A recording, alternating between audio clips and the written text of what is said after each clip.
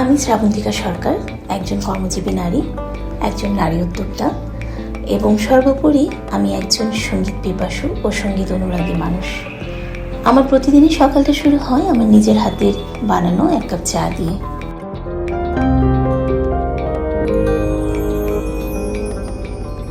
আমি পেশায় একজন কৃষিবিদ।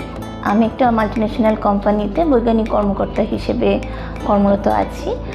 পাশাপাশি আমার উদ্যোগ নিয়ে পথ চলা, আমার পেজের নাম পণ্যকথন। আমি সেখানে সব অর্গানিক খাদ্যপণ্য নিয়ে কাজ করি। যেহেতু আমি পেশায় একজন কৃষিবিদ, আমি নিজস্ব দায়িত্ববোধের জায়গা থেকে মনে হয়েছে যে আমি একেবারে গ্রাম পর্যায়ের মানুষের কাছাকাছি যেতে পারি, তাদের সাথে মিশতে পারি, তাদের সাথে আমার কাজ করার একটা জায়গা আছে।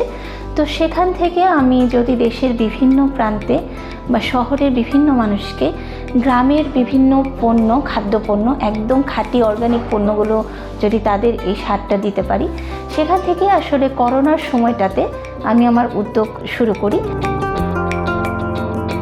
শাড়ি তো আসলে মেয়েদের একটা আইডেন্টিটি। আমার মনে হয় সব মেয়েকেই শাড়ি একটা অন্যরকম পরিচয় প্রদান করে। আমি ওখান থেকে শাড়ি নিয়ে কাজ করা শুরু করি। বিভিন্ন দেশীয় শাড়ি বা বিদেশি বিভিন্ন শাড়ি। বিদেশি শাড়ি খুব কমই আসে, ওটা কাস্টমারের চাহিদা অনুযায়ী আমি ওটা দিয়ে থাকি। বেশিরভাগ যেটা করি, আমাদের দেশের তাঁতিদের সাথে আমি কাজ করি।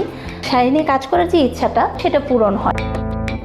আমি মনে করি প্রতিটা মেয়ের মাঝেই পটেনশিয়ালিটি থাকে, কিন্তু সেটা এক্সপ্রেস করার মতো ফ্যামিলি সাপোর্টটা থাকে না। সেই ক্ষেত্রে আমার মা একটা বিশাল সাপোর্ট। আমার মা আছেন বলে আমি এই কাজগুলো করে যেতে পারছি। আমি চাকরি করছি, আমি সংসার করছি, আমি উদ্যোগ সামলাচ্ছি। এবং আমার হাজব্যান্ড যে প্রতিটা ক্ষেত্রে, প্রতিটা বিষয়ে, আমার চাকরি থেকে শুরু করে আমার উদ্যোগ, সব ক্ষেত্রে আমার আগে ও এগিয়ে আসে। নারী উদ্যোক্তা হিসেবে, আসলে একজন নারী হিসেবে যদি আমি বলি, চ্যালেঞ্জ তো আছেই। আমাকে যেহেতু সব দিক সামলাতে হচ্ছে, আমি শুধু অফিস করে এসেই আমি যে উদ্যোগের কাজটা করব, এটা করতে পারছি না। কারণ আমার একটা শিশু সন্তান আছে, তাকে আমার সময় দিতে হচ্ছে, তাকে আমার পরিচর্যা করতে হচ্ছে। এগুলোর পাশাপাশি আমাকে উদ্যোগের কাজগুলো করতে হচ্ছে। আমি যেহেতু খাদ্যপণ্য নিয়ে কাজ করি, আমার সেটার একটা কোয়ালিটি মেনটেন করতে হচ্ছে, আমার প্যাকেজিংয়ের কাজ করতে হচ্ছে এবং প্রতিটা কাজ আমি নিজে হাতে ধরে করি। একটু রেস্টটা আমি কম পাই, রেস্ট একটু কম নিতে পারি, কিন্তু আমি এই জায়গাটাতে প্রতিজ্ঞাবদ্ধ। যেহেতু আমি একটা মানুষকে খাদ্যপণ্য পৌঁছে দিচ্ছি, আমার অবশ্যই কোয়ালিটিটা মেনটেন করতে হবে। আমি একজনকে শাড়ি বা পোশাক পরিধান পৌঁছে দিচ্ছি, সেক্ষেত্রেও আমাকে কিন্তু কোয়ালিটিটা মেনটেন করতে হয়। তো সব কিছু আমার নিজের হাতে করতে হয়। এই সব কিছু মিলে অবশ্যই চ্যালেঞ্জের ব্যাপারটা থাকে। বিভিন্ন পণ্য যখন আমাকে আনতে হয় বা সোর্স করতে হয়, আমাদের দেশের আসপেক্টে মেয়েদের বিজনেস করাটা, এটা কিন্তু এখনও এতটা সহজ পথ না। সেক্ষেত্রেও অনেক রক্তচক্ষু আমাকে সহ্য করতে হয়, অনেক ধরনের কটু কথা, আমাকে কটূক্তি সহ্য করে এগিয়ে যেতে হচ্ছে। কৃষির কাছাকাছি, মাটির কাছাকাছি, মাটির মানুষের কাছাকাছি আমার পৌঁছানোর একটা খুব সহজ একটা উপায় আছে। আমি যেহেতু এই জায়গাগুলোতে যেতে পারি, আমার বরাবরই একটা চিন্তা ছিল, যেহেতু ভেজালের যুগে আমি যেন সবাইকে একটা খাঁটি পণ্য দিতে পারি। প্রত্যন্ত অঞ্চলগুলোতে আমার বিচরণ আছে, সেখান থেকে আমার একটা চিন্তা বরাবরই কাজ করছিল, কিন্তু বিভিন্ন কারণে হয়ে উঠছিল না। কিন্তু করোনার মহামারীতে যখন দীর্ঘদিন আমাদের লকডাউন ছিল, হোম অফিস ছিল, তখন এই জিনিসটা আরও প্রবলভাবে আমার ভিতরে জেগেছে। আমি সবার কাছে পণ্য পৌঁছে দেওয়ার জন্য আমি অনেক রিস্ক নিয়ে আমি গ্রামের থেকে, প্রত্যন্ত এলাকা থেকে ছুটে গেছি।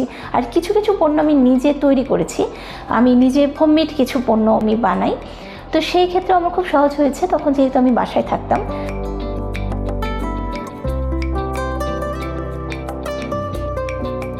সবচেয়ে বড় বাধা যেটা, প্রথমেই মাথায় চিন্তা আসে একজন নারী উদ্যোক্তা, সে এমন কি আর করতে পারবে, সে কতটুকু ফিডব্যাক বা আউটপুট দিতে পারবে। যে কারণে দেখা যাচ্ছে যে বিভিন্ন জায়গায় বাধাপ্রাপ্ত হচ্ছে, সেইভাবে তাকে মূল্যায়ন করা হচ্ছে না।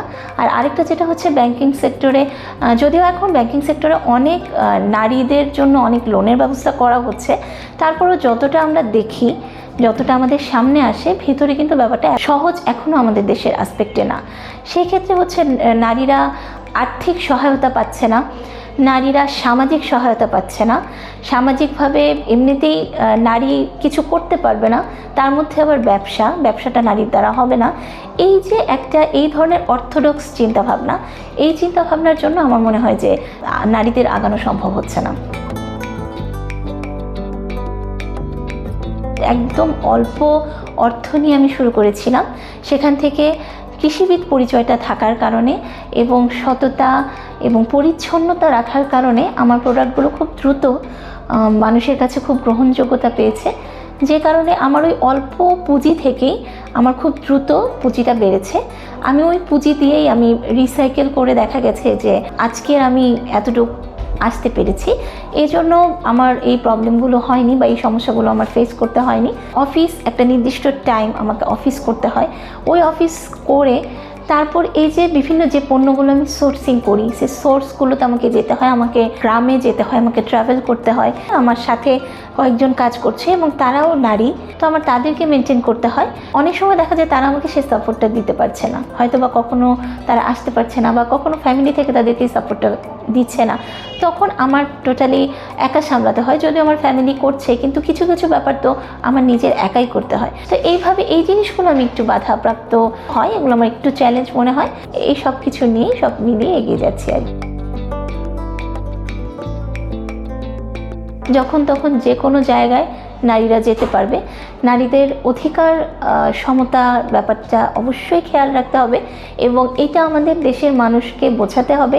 নারীরা যেন পুরুষদের সাথে কাঁধে কাঁধ মিলিয়ে প্রয়োজনীয় কাজটা করতে পারে এবং নারীরাও যে পারে এবং নারীরাই পারে, এটা সবার মাঝে এই সচেতনতাটা বৃদ্ধি করতে হবে এবং প্রতিটা ক্ষেত্রে প্রতিটা স্তরে নারীর যে এই যে বাধাগুলো, এই বাধাগুলো কি করে অতিক্রম করা যায়, সেই ক্ষেত্রে আমার মনে হয় যে অনেক ছোট ছোট গ্রুপ করে সরকার এগুলো নিয়ে ট্রেনিং, এগুলো নিয়ে কনফারেন্স, এগুলো নিয়ে বিভিন্ন ধরনের সচেতনতা বৃদ্ধির বিভিন্ন কোর্স, বিভিন্ন জমায়েত এগুলো করতে পারে।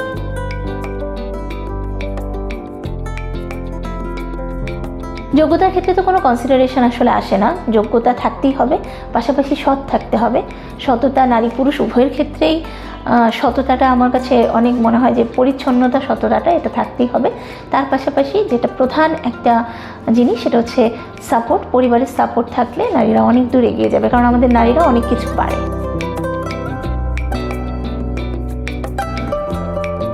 চাকরিটা যেমন আমার নিজের ক্যারিয়ার বিল্ড আপের জন্য আমি করি, আমার ভালো লাগা থেকে করি, সেই ক্ষেত্রে আমার উদ্যোগটাও কিন্তু আমার আরেকটা সন্তানের মতো। আমি খুব ভালোবেসে আমার উদ্যোগের কাজগুলো করি। আমার যেহেতু ছোট বাচ্চা আছে, ওকেও সময়টা আমাকেই দিতে হবে, কারণ সন্তান হিসেবে এটা ওর অধিকার।